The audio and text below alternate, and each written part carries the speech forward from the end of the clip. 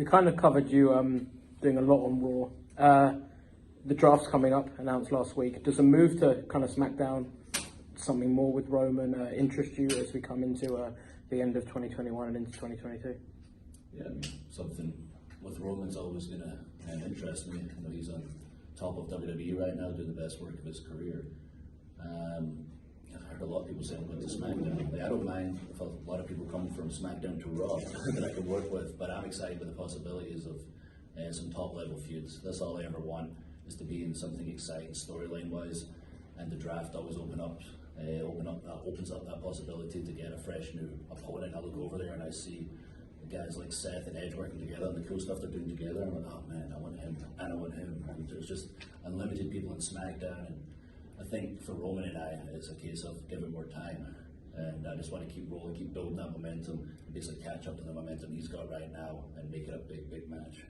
And I know during interviews throughout all of COVID, you were basically wanting to come over to the UK and express that quite clearly. And last night, during the Newcastle show, you guys announced you're coming back in November. How important is the UK to you specifically, but to WWE as a whole, in kind of doing what WWE wants to do? Why is the UK such an important base? I mean, it's very important to me, getting home and seeing friends, family, where it began, getting perspective, but also kind of where I developed to become the superstar I am today. It was all the time I spent in the UK during my time away from WWE. And for the company itself, like, this is one of our top markets, and not just for the company from a business perspective, but also for the talent backstage. Like, everybody gets so excited. We're coming to the UK, they're always up, I'm really thinking it was as loud as last time. Like, do you think it's going to be like, you know, I think someone said yesterday, the Raw after Mania, the way they were describing it, I was like, yes, it is. Like, last night was absolute chaos. London tonight is going to be absolutely wild. Cardiff's going to be mental, and I can't even imagine what Scotland's going to be like. I get a chance to go back, and like all of our superstars, we all live for the reaction from the fans, and the past couple of months have been amazing having them back, but they all know in the UK it's even more so. Like, everyone's on their feet making noise from the beginning of the show to the end of the show. I wanted to ask, I'm sure it didn't feel like it at the time, but kind of feels like you not getting to face Ronda Rousey at Survivor Series in 2018 kind of brought you to where you are, or where you got to. Do you think that was almost a blessing in disguise, looking back on it? Sort of your assessment on what happened and where you think you'd be if you did get that match with Ronda at Survivor Series? Gosh, I think that in retrospect, I need to buy Nia Jax a bouquet of flowers, because I think without that image, of myself covered in blood and on top of the stands with my arms out, like, my career, it may not have gotten to the place that it's gotten now, so yeah, 100% it was a blessing in disguise. I don't know what would have happened otherwise. Would have had our match, I probably would have won, and then who knows what would have happened. It's so hard to tell, but I am very grateful for everything that happened along the way. And for me, one of the most organic, natural moments I think we've all seen in WWE was when you announced your pregnancy. And Asuka was in the ring with you. I've always wondered, what did she know in the ring at that time? Did she know what you were going to announce? I told her just before. Yeah. It's a good reaction from her. Yeah, it's a great reaction. Yeah, she wasn't supposed to know, I wasn't supposed to tell her, but anyway. I really like Asuka, Fair enough. Thank you anyway.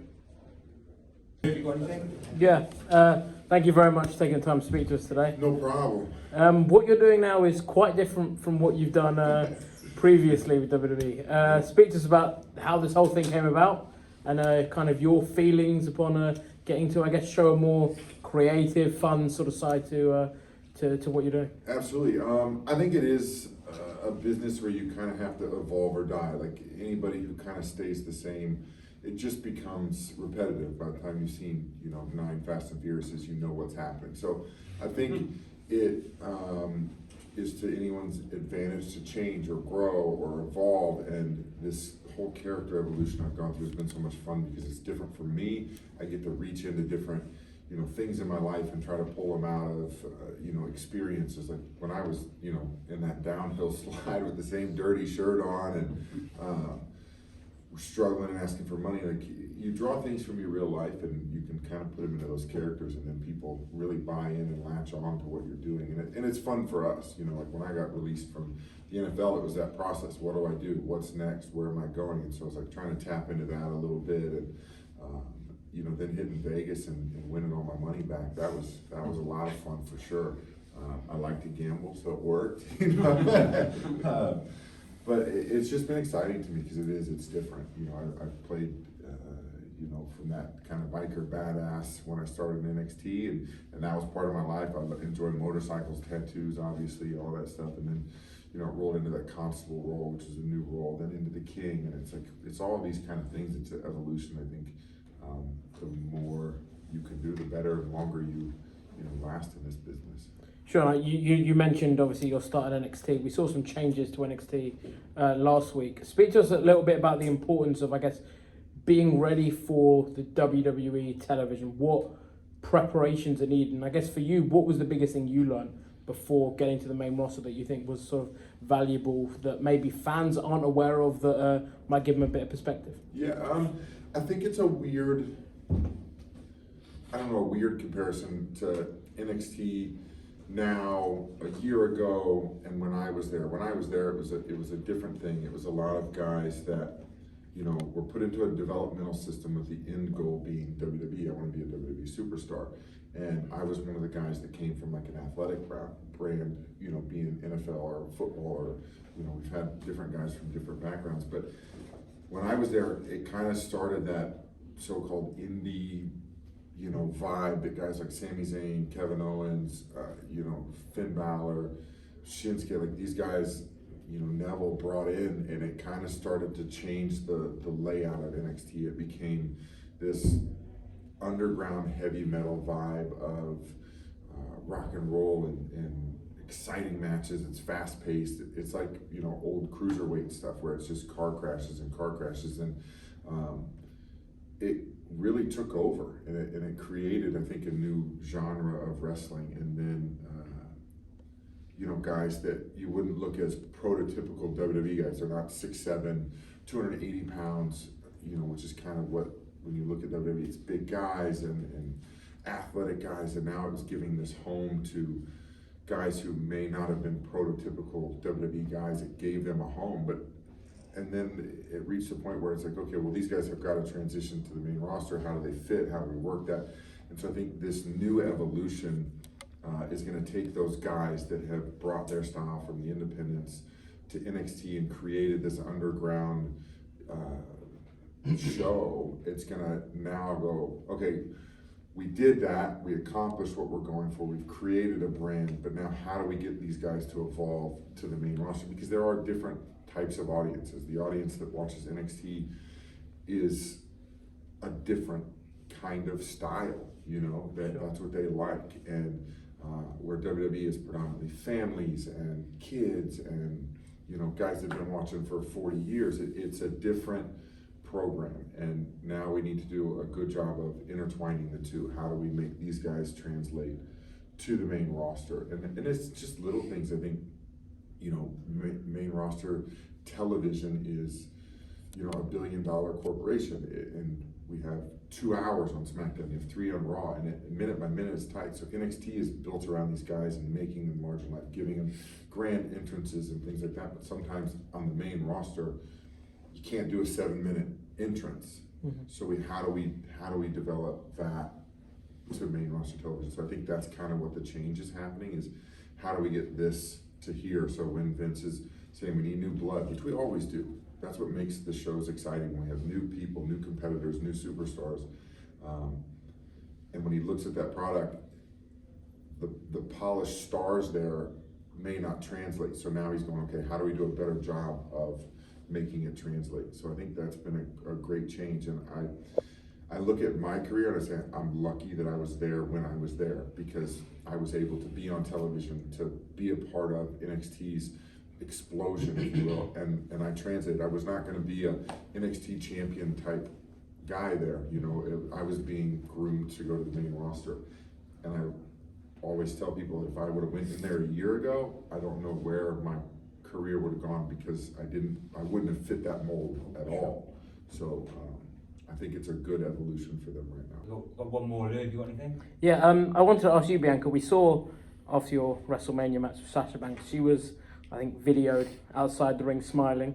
I think a lot of people were quite emotional seeing that, seeing her emotional. I wanted to ask about any sort of interaction you guys might have had backstage after the match or immediately after. Was there a moment between you two that you obviously wouldn't mind sharing? What did that mean to you to main event WrestleMania, not only for yourself but with Sasha? It was, even going into WrestleMania, we both knew that that moment was so much bigger than just being about me, being about Sasha, being about the both of us. I went in there and I won SmackDown, I won the SmackDown Women's Championship. But at the end of the day, I stick by this. I always say this. I feel like no one lost that night, and I really think that's why Sasha was there. She was happy. She was, her passion is WWE and being able to go out there and perform and being able to be in that moment and make history. She was fulfilled just by that, and me too. And like I said, the match was so amazing, and it represented so much that we won an ESPY off of it. And so we both got fulfillment out of that match. And it would have been, I would have felt the same way if the outcome was different, because that moment was just so much bigger than just us. It was about representation. It was about going out there and inspiring people and inspiring the world. I mean, doing that on the grandest stage of them all, you couldn't ask for a better moment than that. And just being a part of it was really cool. So I think she was just fulfilled just by being in that moment. And we both felt the same way. We shared these same words after the match. Sure, and for you, the Prophets as well. Seems like you guys in New Day are like almost ships passing in the night, or have been thus far. I know you had that moment last year where you kind of swapped titles. Speak to us about your relationship with them. Again, more of the inspiration you've got from New Day and any potential dream matches with them in your guys' future. I mean, we up 1-0 on them. You know what I'm saying? Those are our boys. We beat them last year, Survivor Series. Yeah.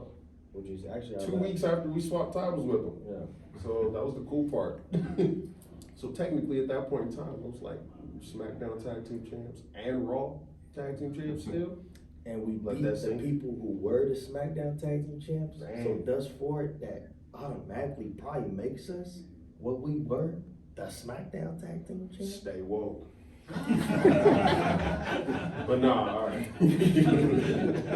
Nah, our relationship with the New Day, it's been cool. I came up in NXT with Woods and E in their early days, and then they came up to the main roster, and then like once me and him became a tag, I remember when we debuted, remember E like commented, was like, yeah, okay, all right, cool. I see So, y'all. yeah. And so like from then on, it's just been like, they've been motivation for us to not only try to be like in a way like them, but better than them. Try to surpass them and try to get that torch from them. I mean, first we got to beat the Usos at some point, but but nah, they've been very supportive of us, and we've been very supportive of them. And being around them and being under the tutelage of those guys has been awesome. And I mean, hey, we'd love to have another go with all of them. It'll be fun. Yeah, they just continue to keep setting bars, and we try to break them speed records eventually one day. So the more they set the bar, the more we go like, all right, one of them things where we see you too, and not only will we try to attain the same thing, but we will.